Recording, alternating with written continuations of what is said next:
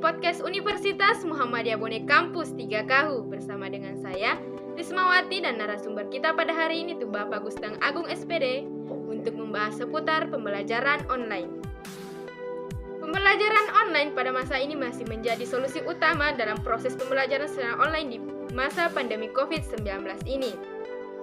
Oke, selanjutnya kita sharing-sharing kepada Bapak Gustang Agung, apa saja sih kendala Bapak selama proses pembelajaran secara daring selama pandemi COVID ini?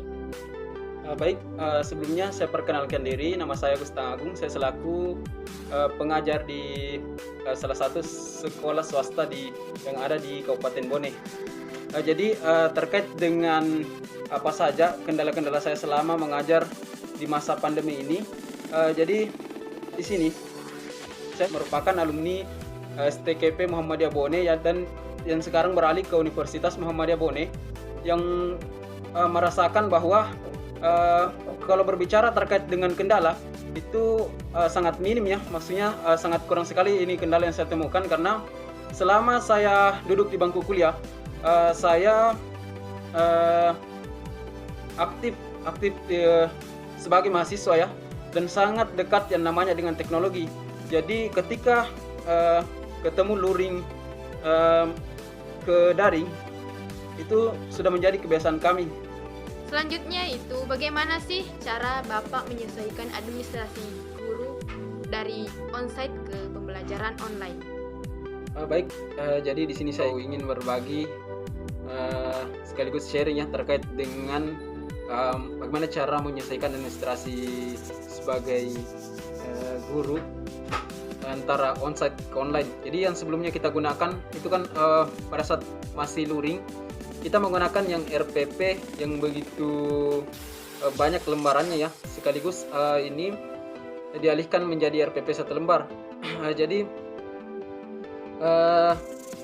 ada beberapa, saya lihat ini bukan berarti menyinggung atau bagaimana ya, ada beberapa yang saya lihat ini teman-teman yang lain bahwa agak kesulitan menyelesaikan antara luring ke daring, karena yang RPP sebelumnya itu sudah digunakan menjadi kebiasaan membuatnya, kemudian dialihkan menjadi RPP daring yang disebut dengan RPP satu lembar, maksudnya RPP Merdeka Belajar namanya ya.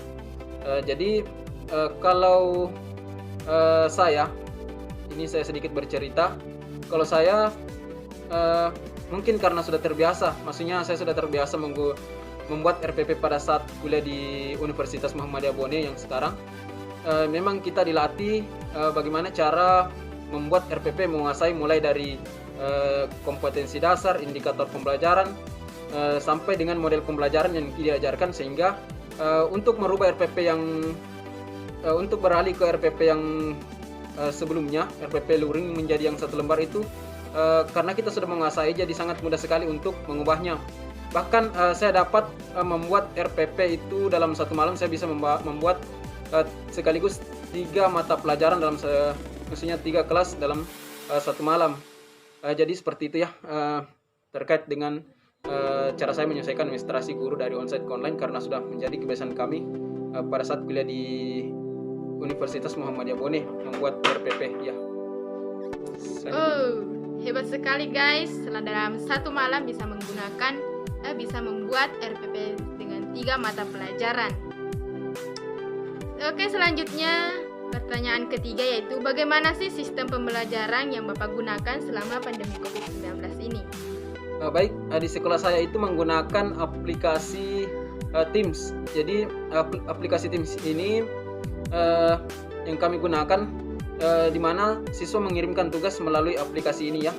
Kemudian di sini juga kita dapat melakukan video call secara langsung kepada siswa. Selain daripada Teams, kami juga menggunakan aplikasi WhatsApp yang dimana di sini juga kita bisa video call dan bisa melakukan absensi melalui WhatsApp saja kalau misalnya jaringannya kurang bagus.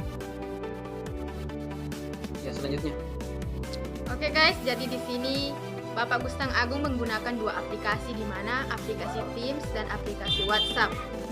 Oke, selanjutnya ke pertanyaan terakhir, apa saja sih yang Anda rasakan selama proses pembelajaran di masa pandemi COVID-19 ini? Baik, ini menarik sekali ya, apa yang saya rasakan selama proses pembelajaran di masa pandemik. Kalau saya fine-fine aja, cuma beberapa guru-guru yang umurnya sudah tua ya, agak kewalahan saya lihat, agak kewalahan dalam menghadapi, baik dalam menyusun RPP, baik dalam melakukan proses pembelajaran, baik dalam menggunakan aplikasi yang terbaru. Kalau saya fine-fine aja karena sudah saya jelaskan tadi bahwa saya itu orangnya dekat dengan teknologi, karena memang kalau kita kuliah di Universitas Muhammadiyah Bone, khususnya di kampus 3KU, kita lebih ditekankan untuk menggunakan maksudnya kita lebih ditekankan untuk dekat dengan teknologi. Jadi ketika kita menemukan aplikasi yang terbaru, misalnya aplikasi Zoom, meskipun kita tidak pernah melakukan sebelumnya pada saat waktu kuliah, tetapi kita sudah mengetahui spek-spek atau bagian-bagian dari aplikasi itu sendiri karena sudah terbiasa dari dekat dengan teknologi, begitu maksud saya. Baik, itulah tadi beberapa sharing-sharing dari Bapak Gusteng Agung selama proses pembelajaran secara online. Untuk itu, bagi kalian semua yang ingin mengetahui lebih banyak tentang teknologi, marilah bergabung bersama kami di Universitas Muhammadiyah Bone Kampus 3KU. Demikianlah podcast pada hari ini. Sekian dari saya. Wassalamualaikum warahmatullahi wabarakatuh.